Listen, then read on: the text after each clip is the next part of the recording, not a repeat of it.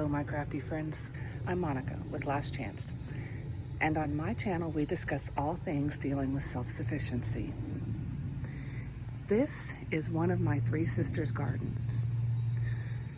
The first sister you see is corn, and that's what we will be discussing today. I want to show you what it looks like when you need to harvest your corn. Most of my corn here is not ready for harvest just yet. The leaves, most of them, are still green. The tops of the corn, for most of them,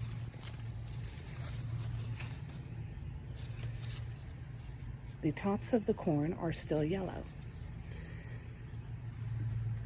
This means that the corn is not ready for harvest. What will happen is the pollen will fall from this part here onto the yellow part, the yellow hairs, and each hair is connected to a kernel. When the pollen falls on it, the kernel will be pollinated and will grow. But if you look, these hairs are ready to receive pollen, but the top part of this plant, right here, is not ready to give it yet. So corn has to be cross-pollinated. The other top parts have to fall onto it. But this also creates a bit of an issue whenever you have corn.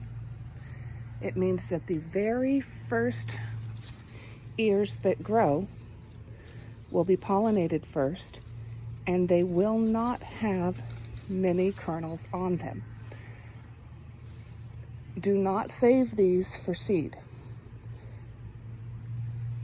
When this happens, you can use this to eat. You can use the first few ears of corn to eat, but you really want to save the seeds of full ears, not just the ears that only have one or two kernels developing. This right here is a good example of an ear of corn that is in the intermediate stages.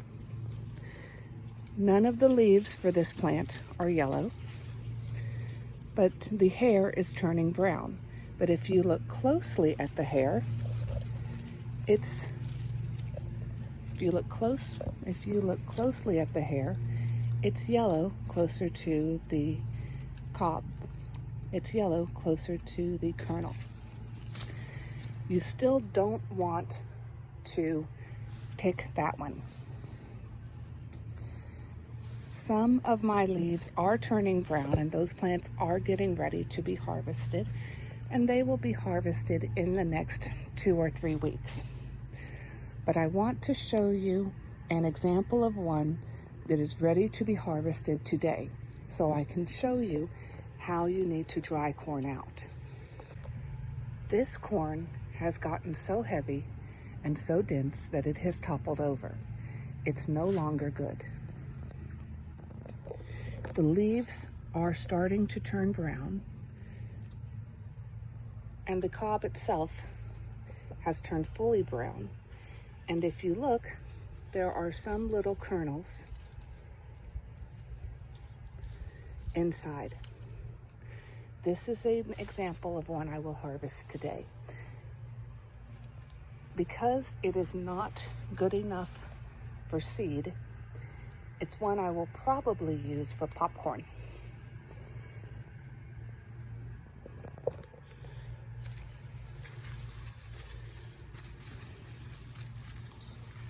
What I will do for this one is I will use my cutters, and I will cut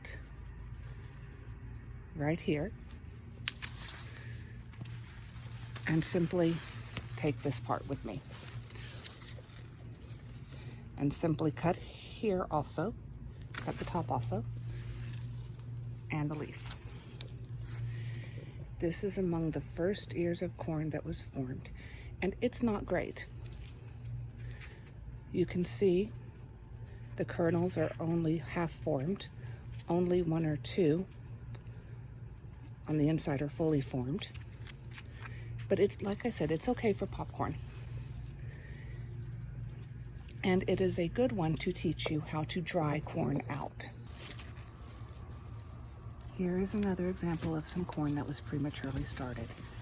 When the corn is like this, you see the cob clearly. You see the row here. You see the stalk here. You simply break it off.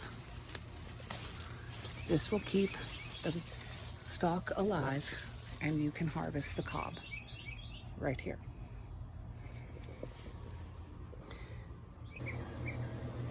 When you start to dry out corn, you will need your corn.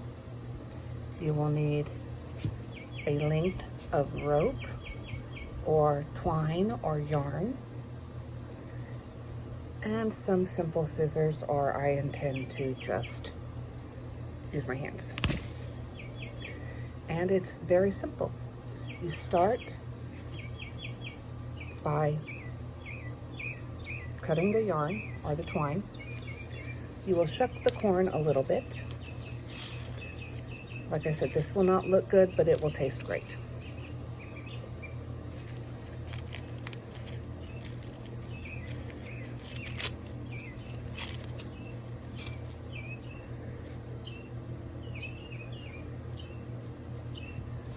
And again for this one,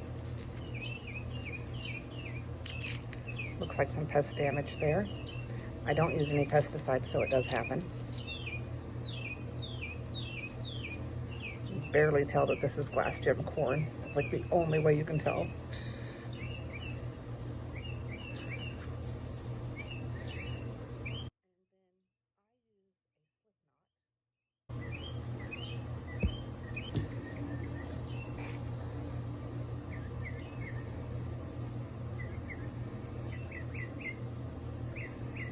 I use a slip knot.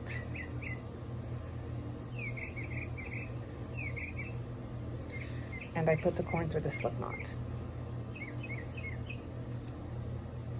If you need to know how to make a slip knot, please see my videos on my crocheting where I show you how to make one easily. My voice is a little off because I've been a little sick. But there you see, slip it all the way over, and then slip it tightly there.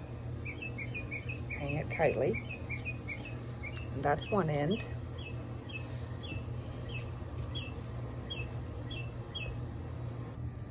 Sorry, let's make this a little bit bigger.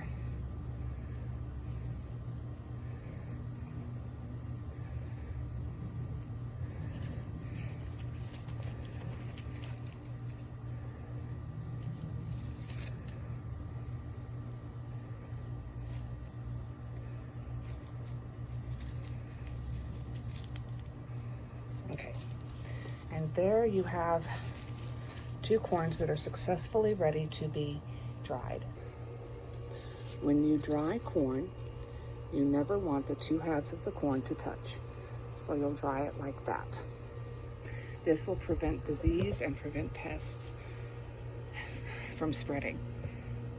If you do not have a place to dry them outside, you can dry them in your bathroom, in your bathtub. You can dry them any place where they have a bar where they will get lots of air. So thank you very much. Have a great day. Please hit the like and subscribe buttons, and God bless.